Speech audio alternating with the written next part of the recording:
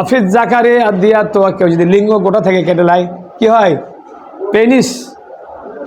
হ্যাঁ, দি penis is মানে head of the department or all মানে বডি, সমস্ত বডির হেড ডিপার্টমেন্ট হলো কোনটা? লিঙ্গ, পুরুষাঙ্গ। এই পুরুষাঙ্গ যদি কেউ কেটে ফেলে, একবারে সমূলে নিপাত করে দেয়, তাহলে তাকে 100 ওট দিতে হবে। অফিস চলবে আর দিয়া তো। আর কেউ যদি মেরুদণ্ডের হাড্ডি ভেঙে দেয়, মেরুদণ্ডের হাড্ডি ভেঙে দিলে মানুষটা বাদ। মেরুদণ্ডের হাড্ডি ভেঙে দিলে কি মানুষটা? আমার মামা শ্বশুরের হাড্ডি ভেঙেছিল, 7 মাস ভেলোরে থাকার পরও কিছু হয়নি, এমনি শরীর খাই দেয়, পায়খানা করার বাড়াত হয় না, অনেক সময় পায়খানায় করাইতে হয় 2 দিন 5 দিন 7 দিন পর, কিছু মানে অনুভব করতে পারে না, কথা টথা সবাই বলতে পারে, কিন্তু এদিক থেকে এদিকে কিছু অনুভব করতে পারে না। তো এই মেরুদণ্ডের হাড্ডি ভেঙে দিলে তাকে 100 ওট দিতে হবে। ওয়াফিল আইন আইনি আর দিয়া তো, আর 2 চক্ষু যদি কেউ উপড়ায় দেয়, 2 চক্ষু যদি উপরে, তাকেও 100 ওট দিতে হবে। অফির রিজলে ওয়াহেদাতে, একটা পা যদি হয়, অফির রিজলিল ওয়াহেদাতে, 1 পা যদি তাকে কেউ নষ্ট করে দেয়, সম্পূর্ণ কেটে ফেলে দেয়, তাহলে নিসফুত দিয়াতে তাকে 50 ওট লাগবে, জরিমানা লাগবে, দিয়াত দিতে হবে।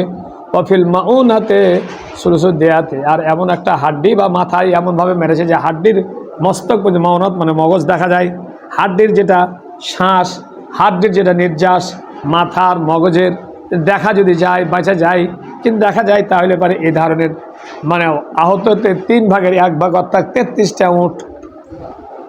অফিল জাইফাতে সুলুসুদ দেয়াত, আর আঘাত, এমন ধরনের আঘাত যেটা পেটের ভিতরে, অফিল যা এমন ধরনের পেটের ভিতরে আঘাত যদি করে দেয়, অভ্যন্তরীণ আঘাত, সেই আঘাতের হলো সুলুসুদ দেয়াত, 33টা উট, 33টা। অফিল অফিল মোনাক্কালাতে খামসু আসারাতা মিনাল এবেলে, আর মোনাক্কালা কোনো হাড্ডি যদি কি হয় স্থানান্তর হয়ে যায়, এমন মার মেরেছে হাড্ডিটা গিয়ে গেছে স্থানান্তর হয়ে গেছে, ভাঙেনি কিন্তু স্থানান্তর হয়ে গেছে, এরকম চাপা খায় কেঁচা খায়া যদি কি হয়, চাপায় চিপায় যদি হাড্ডি হোটে যে লড়ে যায়, হাড্ডি হোটে লড়ে গেলে খামসু আসারাত মিনাল এবেলে, এটাতে 15টা উট। কয়টা দিবে?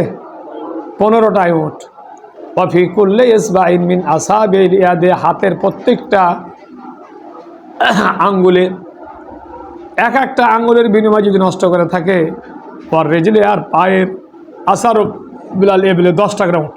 একটা উট, একটা আঙ্গুলে 10টা উট, একটা আঙ্গুলে, একটা দাঁতে 5টা উট, একটা দাঁতে 5টা উট, একটা আঙ্গুলে 5টা উট।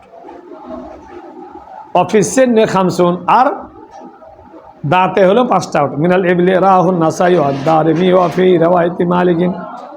অফিল আইনে খামসুন, একটা চোখ যদি নষ্ট করে থাকে, কি গল্প করিচ্ছ? অফিল আইনে, আর একটা চক্ষু যদি নষ্ট করে থাকে, তাকে দিতে হবে 50টা উট।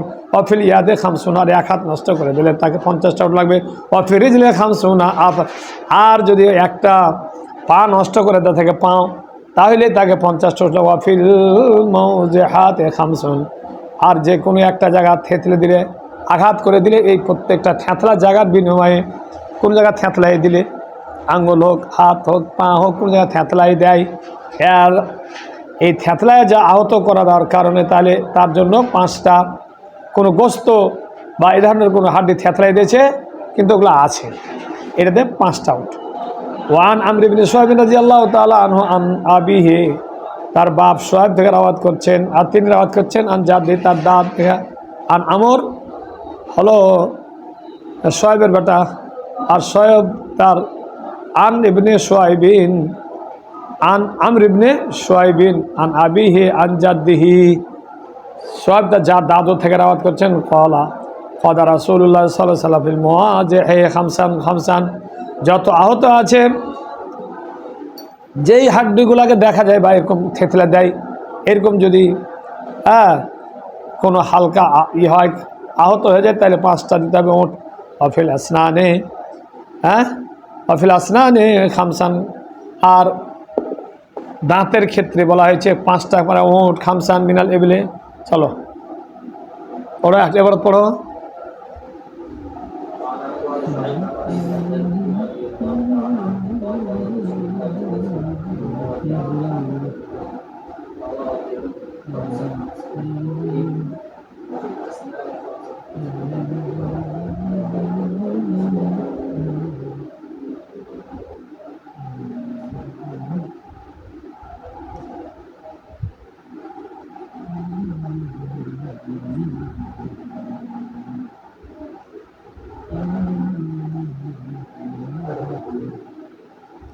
হ্যাঁ, কারণ হাদিস আন ইবনে আব্বাস রাদিয়াল্লাহু তাআলা আনহু আন আব্দুল্লাহ ইবনে আব্বাস রাদিয়াল্লাহু তাআলা আনহু قال جعل رسول الله صلى الله عليه وسلم اصحابه على يدين ورجلين سواء।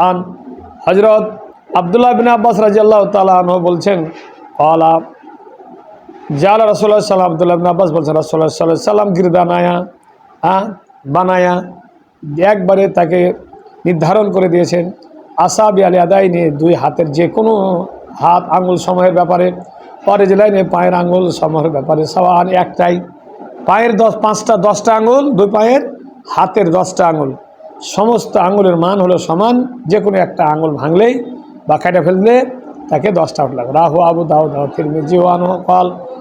আর আব্দুল্লাহ ইবনে আব্বাস তিনি বলেন রাসূলুল্লাহ সাল্লাল্লাহু আলাইহি ওয়াসাল্লাম বলেছেন আল আসাবিউ সাওয়াউন, সমস্ত আঙ্গুল হলো সমান, আল আসাবিউ সাওয়াউন, সমস্ত আঙ্গুলের মান হলো সমান, ওয়াল আসনানু সাওয়াউন, আর দাঁত হলো সবগুলাই সমান। 32টা সর্বোচ্চ দাঁত, তার কম থাকে, কিন্তু সর্বোচ্চ দাঁত হলো কতটি? 32টি। এই 32টি দাঁতের মান সমান, যে কোনো দাঁত ভাঙলে 5টা করে উঠ। সানায়াত অজ্জারসো, সানায় বলা হয় সামনেকার 2 দাঁত, উপর আর পিছনে, উপর আর নিচের, উপরটাকে সানাই ওলিয়া বলা হয় আর নিচেরটাকে সানায়ে সুফলা। তারপরে চারিদিকে বলা হয় রাবায়া, তারপরে বলা হয় আনিয়াব, তারপরে জাওয়াহিক, তারপরে তাওয়াহিন, তারপরে আনিয়াব, তারপরে আজরাস। এই সকল দাঁত, মাড়ির দাঁত আর সানায়া দাঁত, এই সবগুলা দাঁতের সমান হলো সমান।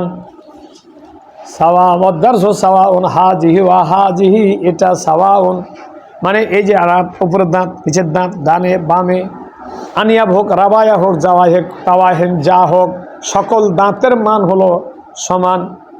ওয়ান আমর ইবনে শুআইব রাদিয়াল্লাহু তাআলা আন জাদ্দি আন আবি আন জাদ্দি ক্বালা খাতাবা রাসূলুল্লাহ সাল্লাল্লাহু আলাইহি ওয়াসাল্লাম আমাল ফাতে, আল্লাহ রাসূল সাল্লাল্লাহু আলাইহি ওয়াসাল্লাম বক্তব্য দিলেন বিজয় হয় যেদিন মক্কা, এই মক্কা বিজয়ের সময় তিনি বক্তব্য দিলেন। সুম্মা ক্বালা আইয়ুহান নাস, তিনি ঘোষণা করলেন ও লোক সকল, ও মাই পিউপিল, হে আমার জনগণ, আন্নাহু, বিষয়টা এই খেলা হালফা বাদ আল ইসলাম, ইসলাম গ্রহণ করার পরে কোনো হলফ চলবে না, কোনো আর হালফ চলবে না। হলফাটা কি জানিস? হলফটা এটা এক হেলফুল ফজুল, এই হলফটা ছিল শপথ। এক সম্প্রদায়, এক কম আর এক কমকে যুদ্ধ বিগ্রহ দুঃখ কষ্ট সমস্ত চড়াই উতরাইয়ের সময়, চড়াই উতরাই গণ্ডগোল, এক দলের সাথে আরেক দল মারামারি হচ্ছে, তখন খালি এটাই হতো টাইম টু ইগনোরেন্স, যেটাকে বলা হয় জাহিলিয়াত যুগ। এই যুগে সমস্ত খালি মারামারি হানাহানি ছিল। এই সময়ে করতো কি, এক দল আরেক দলের সাথে একটা চুক্তি হলফনামা করত, এ মর্মে যে তোমরা যদি কোনো আগত হও, বাধাগ্রস্ত হও, তাহলে আমরা তোমাদের সহযোগিতা করব, সার্বিক অর্থ দিয়ে, টাকা দিয়ে, পয়সা দিয়ে, যা দরকার যুদ্ধ করে, উট দিয়ে, খাদ্য দিয়ে, যত রকম সহযোগিতা করা লাগে তা করব।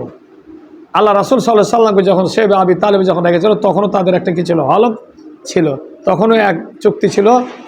এক দল এসে আল্লাহ রাসূল সাল্লাল্লাহু আলাইহি ওয়াসাল্লামের যে নামে যে চুক্তি করা ছিল ওদের, ওই আল্লাহ রাসূল সাল্লাল্লাহু আলাইহি ওয়াসাল্লাম এই যেখানে আব্দে মানাফ দেখলো যে ও কিন্তু আগে দেখে যেটা হলফনামা ছিল, কাবা ঘরে লটকানো ছিল, যার কাছে দেওয়া হলো, মানে বনবাস দেওয়া হলো, কয়েদখানা জেলখানা দেওয়া হলো, কিন্তু ওটা যে আস্তে আস্তে রুয়ে খেয়ে ফেলেছে, মানে ওটাকে যেভাবে হোক নষ্ট করে দেওয়া হোক আর রুয়ে খাওয়া হোক।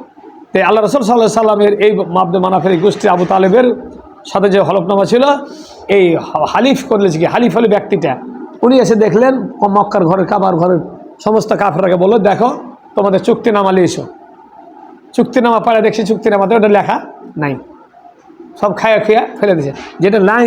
অতএব সেটা এখন থেকে কি, সে বা আবি তালেব থেকে আর থাকবে না, অর্থাৎ সেই পাহাড়ি ঘাটে, সেই পাহাড়ি মানে দুর্গম ঘাটিতে আর মুহাম্মদ সাল্লাল্লাহু আলাইহি সাল্লাম এবং তার বংশরা কেউ আর পাহাড়ে বনবাস থাকবে না, জেলখানায় থাকবে না।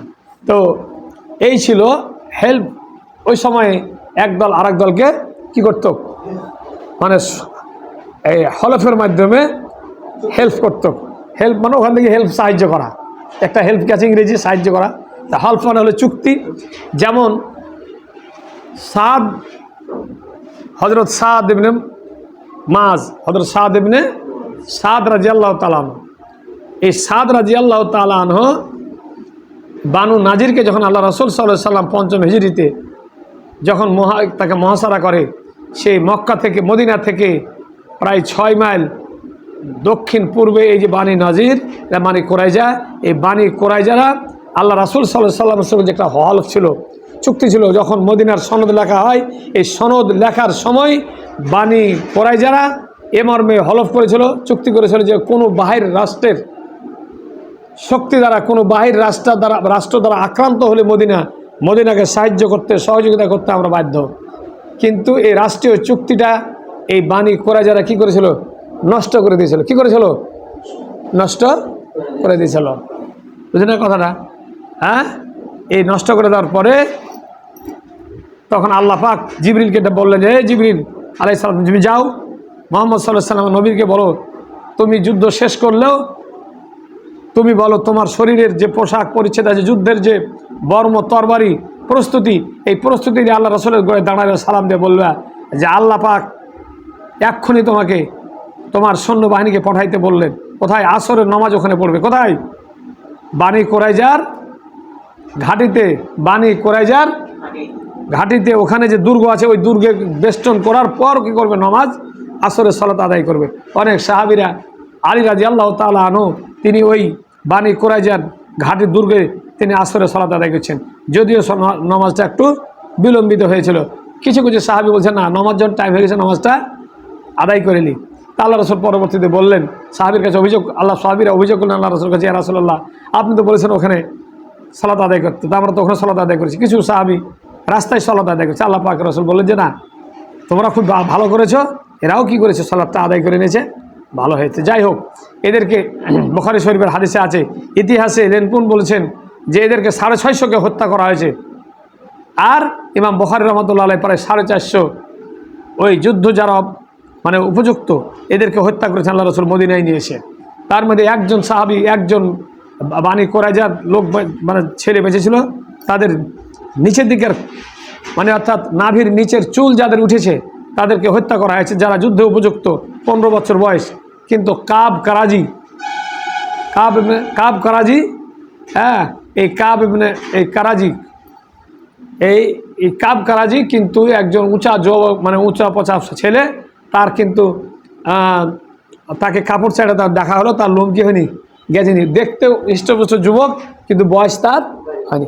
এই জন্য তাকে ছেড়ে দেওয়া হয়েছিল। পরবর্তী তিনি ইসলাম গ্রহণ করে মুসলমান হওয়ার পর এই হযরত কাব কারাজি রাদিয়াল্লাহু তাআলা আনহু তিনি অনেক কয়েকটা হাদিসে কী করেছেন? রিওয়ায়াত করেছেন। যাকে ওই ইতিহাসের দিকে গেলে খেতাব আগাবে না। ঘন্টা হয়ে গেছে? হ্যাঁ, তাহলে এই হাদিসটা শেষ করে দিন। তো এই লা হালফা ফিল ইসলাম, ইসলামে আর হলফ নাই। ইসলামটা গোটাটাই হলো হলফ। ইসলাম আমানেই একজন মুসলমানকে আহত করলে, একজন মুসলমানকে যদি কেউ মারে, সকল মুসলমান এক, সকল মুসলমান এক। একজন কাফের যদি মুসলমানকে মারে, সবাই পৃথিবীর সকল মুসলমান তার প্রতিশোধ নেবে। এখন কিন্তু তা নাই। যে দেশে কোরআন নাযিল হয়েছে, যে দেশে ছিল, সে সৌদি, যখন ইরান যখন কি বলে, যখন এইবার যুদ্ধতে যখন ওকে জানি দুশ্মন হলো ইসরায়েল, না জানি দুশ্মন হলো ইরান। কিছু লোক ওরাকে শিয়ার 12টা দল আছে, শিয়া করে এদেরকে শিয়া খাই দিয়ে, এদের লক্ষ লক্ষ ড্রোন যখন, হাজার হাজার ড্রোন যখন যায়, তখন সৌদি, তারপরে কি বলে যে জর্দান, এগুলোকে আটকায় দেয়। কিন্তু ইসরায়েলের যখন যুদ্ধ যায়, যুদ্ধ বিমান যায়, তখন এদের যখন ড্রোন যায়, যুদ্ধ বিমান যায়, এরা তখন দেখতে পায় না। আর ওরা যখন মারে তখন দেখতে পায়। না হলে ইসরায়েলের আরও থাকতো না। ইসরায়েল তো ছাই তামা হয়ে গেছে, 1/3 অংশ ইসরায়েলের নাই, মানে 2/3 থাকতো না যদি এগুলো আর না রাখতো। যা হোক, এই ইসলাম আসার পরে কোনো আর হলফ চলবে না, নতুন হলফ, নতুন চুক্তি আর নাই। ইসলামটাই হলো একটা হলফ। তাই আল্লাহ রাসূল সাল্লাল্লাহু আলাইহি ওয়াসাল্লাম বলছেন, আন্নাহু আইয়ুহান নাস, মানুষ আন্নাহু লা হালফা ফিল ইসলাম, ইসলামে আর কোনো চুক্তি নাই। ওমা কানা মিন হেলফিন, আর যা কোনো যে হেল্প ছিল, চুক্তি ছিল, ফিল জালিয়াতে ওটা ফাইনাল ইসলামা লা ইয়াজিদুহু, আগের যে চুক্তি, আগের যে মানে অদা অঙ্গীকার পরস্পর যে ছিল, লা ইয়াজিদুহু ইল্লা সিদ্দাতাল, এই লা সিদ্দাতাল, এখন আগের থেকে আরও কি হলো, মজবুত হয়ে গেল। মুসলমান ওই দলও মুসলমান, এই দলও মুসলমান, এখন মুসলমানের আগের হেল্পটা এখন আরও শক্তিশালী হয়ে গেল। আল মুমিনুনা ইয়াদুন, সকল মুমিনের হাত হলো একটা, হ্যাঁ, আলা মান সেওয়াহুম, যত মুসলমানের বিরুদ্ধে যত কাফের আছে সমস্ত কাফের বিরুদ্ধে মুসলমান হলো এক। হ্যাঁ, ইয়াজবুর আলাইহিম আদনাহুম, তাদের সকল নিম্ন ব্যক্তি কি করতে পারে,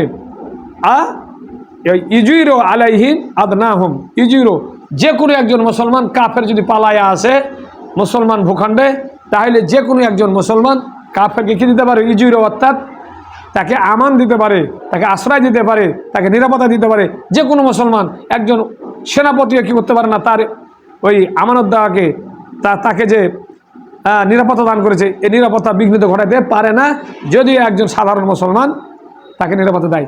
হযরত উম্মে হানি ও সাফিয়া, উম্মে হানি, তারপরে সাফিয়া রাদিয়াল্লাহু তাআলা আনহা, আল্লাহ রাসূলের ফুফু, তিনি বলে একটা কাফেরকে তার দেওয়ারকে কী দিয়েছিল, মানে আমান দিয়েছিল, নিরাপত্তা দিয়েছিল মক্কা ফতের সময়।